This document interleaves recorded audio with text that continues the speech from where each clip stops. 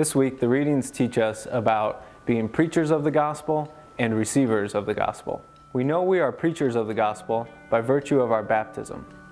And in fact, Jesus' last words to his apostles, and by extension the whole church, were, "Go therefore and make disciples of all nations." That comes from Matthew chapter 28, verse 19. So it is not only appropriate for us to be preachers, but it is essential.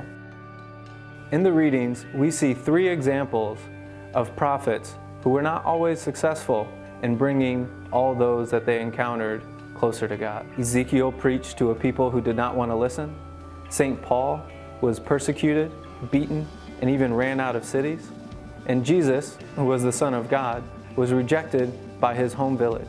And yet, we know Jesus was perfect, and Ezekiel and St. Paul were two of the greatest teachers that the faith has ever seen.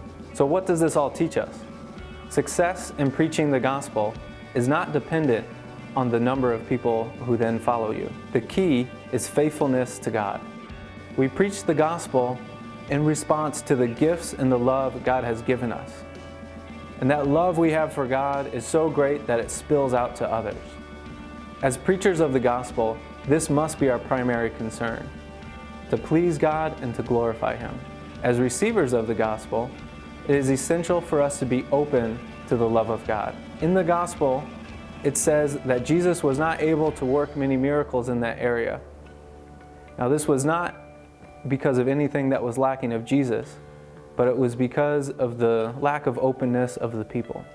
We need to ask ourselves how we can always be open to the love of God. The key to being a faithful preacher and a faithful receiver is humility.